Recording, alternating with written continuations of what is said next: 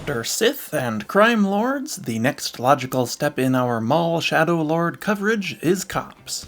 The chosen profession of side character Brander Lawson, these peacekeepers play a crucial role in Star Wars civilian life, whether good, neutral, or evil. And regardless of their disposition, they naturally need a good ship or vehicle. I'm Joey from Radio Free Coruscant, and these are 5 more of the best ships for police in Star Wars.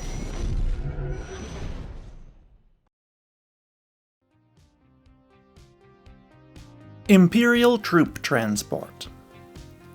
First up is the Ubrikian Industries Imperial Troop Transport, which was also seemingly manufactured under license by Sienar Fleet Systems as the V-82 dropship. Whichever name you call it, it would be a very useful craft for a police department to pick up. The ITT, or V-82, was a light dropship used by the Galactic Empire to deploy stormtroopers to a planet's surface from a larger craft in orbit. When a situation didn't call for the enormous passenger capacity of the Sentinel shuttle, or the incredible firepower of the LAAT, the Empire brought out the ITT. It was small enough to be carried aboard lighter warships like the Arquitens Class 546 cruiser, and simple enough in design that the maintenance for the vessel would be fairly straightforward. Planetary police departments like the Janix Tactical Defense Force could use these to carry officers around in atmosphere to deal with heavy threats such as raids on major crime syndicates, or to transport sensitive evidence, confiscated valuables, and other items that need to be kept secure in a heavily armored vessel. And speaking of secure transport, you may also be interested in a spin-off of the ITT known as the Imperial Prison Transport. This was an extended variant of the ITT with windows and seating for prisoners. Unlike the ITT, the IPT was equipped with a hyperdrive for the Empire to distribute prisoners to their various labor camps across the galaxy, but it still probably wouldn't cost too much more. We don't actually know if either ship was available for sale to the public, but I would think that with their totally harmless design and small size, they would likely be available to at least Imperial-friendly planets, if not any police force or planetary military. Ubrikian Industries made several starship models for the Empire, but was primarily a civilian manufacturer, so I think it's probably safe to say they would sell something like this on the open market. The ITT measured 14 meters long by 8.2 meters wide and 3.9 meters tall. Its top atmospheric speed was probably somewhere around 500 kilometers per hour, and while it was not known to be equipped with a hyperdrive, its sister ship, the IPT, did have one, so theoretically it may have had a Class 2 or 3 hyperdrive that we just haven't seen in action. The ship required only one pilot and could carry 36 passengers. That seems like an awful lot for its size, but it's basically just an armored bus, and buses can carry that number of passengers, or many more. Finally, the ITT was armed with 2 twin laser cannons. With its size and simplicity in mind, the ITT probably came in at a cost of 50,000 credits. Mobile Tac-Pod. Next up is the Preox-Morlana Corporation RK-392 Mobile Tac-Pod. This was a small, angular troop transport that I have no doubt was designed to mimic the famous LAAT used by the Republic in the Clone Wars. Funnily enough, they also kind of resemble the police cars used on Janix in Maul Shadow Lord, so perhaps those are another Pre-Mor product. And much like the Janix police cars, the mobile Tac-Pod would be able to carry officers around to respond to issues, or just patrol the area. Ideally more competently than the Pre-Mor officers that normally operate out of Tac-Pods do. The RK-392 measured 8.6 meters long by about 7 meters wide and 2.8 meters tall in flight, or 3.3 meters wide and 5.3 meters tall on landing. Its top atmospheric speed was unknown, but its sublight speed rating of 70 megalight per hour implies that it would have a fairly low atmospheric speed too, probably around 800 kilometers per hour. Those don't always coincide, but usually they're pretty close. It was not equipped with a hyperdrive. However, it was equipped with several weapons, in the form of 2 laser cannon turrets and 2 fixed laser cannons. The ship required only one pilot, and could carry 6 passengers. Like the ITT, its price was unknown, but probably around 30,000 credits. U-Wing. For something a bit larger and more capable, the Incom Corporation UT-60D U-Wing support craft would be a great choice for police departments across the galaxy, especially on less Imperial-friendly worlds. Now, officially speaking, the U-Wing was produced in very low numbers just before Incom was nationalized by the Empire, so you may be inclined to think that it would be hard for police departments to get their hands on enough of these ships to use them as a mainline transport. However, I suspect that that particular piece of lore was only written to unnecessarily explain why no U-Wings appear in the original trilogy, and that future Star Wars writers will not really abide by it. And if they're not going to let that stop them from including U-Wings in their stories, as they shouldn't, then neither should you or I. Plus, there were other models of U-Wing beside the UT-60D that police departments could use if they indeed could not get their hands on these. The U-Wing was a fairly standard troop transport and utility craft design, but it had a few noteworthy features that made it well loved by the few groups that managed to get their hands on one. Like I mention every time we discuss the U-Wing, its cockpit featured windows on both the top and the bottom, giving the pilots great visibility for searching for fugitives. The ship also had 2 side doors for safely and quickly deploying troops into combat, which would be just as useful for cops. More interestingly though, it had a heavy weapons mount in each doorframe for repeating blasters or the like. A police department has no need for heavy military weapons such as those, but the mount could almost certainly be adapted to hold a searchlight instead to make finding suspects even easier. Finally, the ship typically came in white and blue, common colors for police units across the galaxy. Not that you couldn't paint it yourself, of course.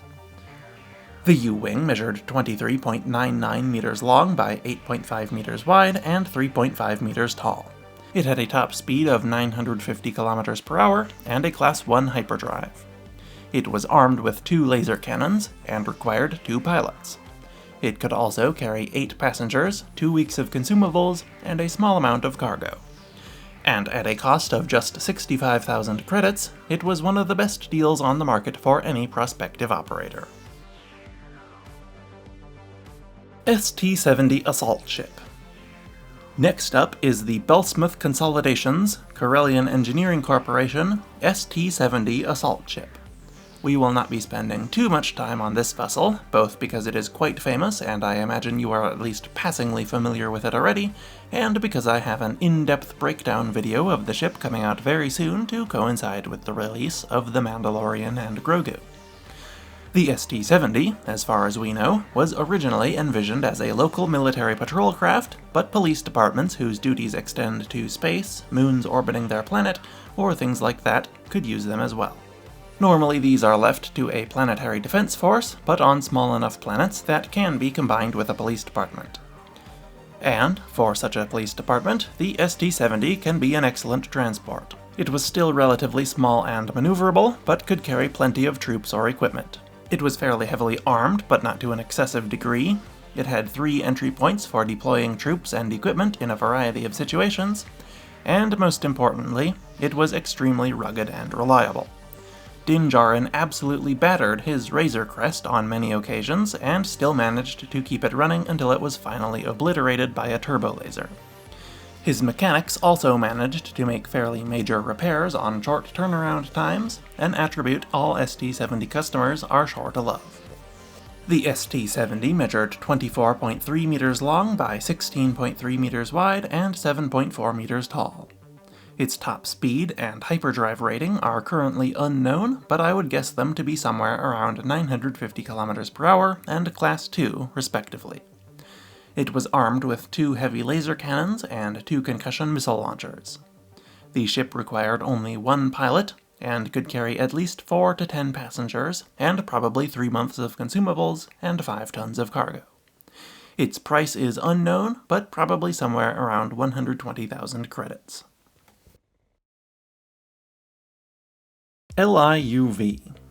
And finally, one of the best ships for police departments in Star Wars is the Aerotech Loratus Corporation Light Infantry Utility Vehicle.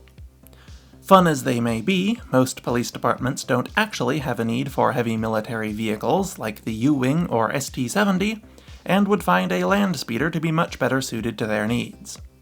And of the many land speeders on the market, one of the best is the LIUV. This wedge-shaped craft was a very simple and rugged speeder used primarily by the First Order, but I'm sure it or a version of it was available on the civilian market too. It had seating for 2 officers, a relatively large amount of cargo space, and a mounting point for a heavy weapon or other equipment. The cargo space could probably be converted into passenger seating for restraining a prisoner. This space was directly in front of the existing seats, which would make keeping an eye on the prisoner very easy, though actually driving it would be a little trickier. However, the speeder's open-topped design means the driver could just look around them without too much trouble. Just make sure the prisoner is handcuffed tightly so they don't hop out. The LIUV could optionally mount an FWMB-10 repeating blaster in its forward cargo area, which is probably a lot of overkill for a police department, when the whole point of this entry was to avoid the over-militarized police departments that would result from the last couple of ships. But it is worth mentioning nonetheless. Better yet though, I think it's pretty safe to say that this mounting point could be used to install other items too. The spotlight I suggested for the U-Wing would be a very useful addition, making night patrols a breeze. It could probably also carry all manner of varyingly dystopian surveillance tech if that's the vibe of your planet, or possibly even a small crane or something for other types of emergency response duties, like recovering crashed speeders. The best aspect of the LIUV is its simplicity. You can tell just from looking at it that it would be cheap and easy to maintain, with few moving parts and a very rugged design. The First Order mainly used it in the wintry environment of their Starkiller base, meaning it would be well suited to extreme weather and temperatures if that is a concern on your planet. Overall, it was an exceptional utility craft, making it by far one of the best vehicles for police in Star Wars. The LIUV measured about 6.25 meters long by 3.66 meters wide and 1.9 meters tall. Its top speed was 250 kilometers per hour, and it obviously had no hyperdrive. The vehicle was unarmed by default, but could be outfitted with a repeating blaster if desired. It required only 1 driver, plus an optional gunner if necessary, and could carry 2 passengers. It could also carry a small amount of cargo, perhaps around half a ton. The speeder's price was unknown, but based on the values of other similar speeders, it was probably around 7,000 credits. And those are 5 more of the best ships for police in Star Wars. Let me know which of these you would choose, or what you'd have selected instead in the comments. Also let me know what other topics related to Maul Shadow Lord you'd like to see covered, if you have any. I think we about have it covered with crime lords, Sith, and cops, but I suppose something I haven't foreseen could come up between writing this and posting the finished video. Can't do too many more Shadow Lord videos though, as The Mandalorian and Grogu is right around the corner. But anyway, thank you for watching, and I will see you next week. RFC, out.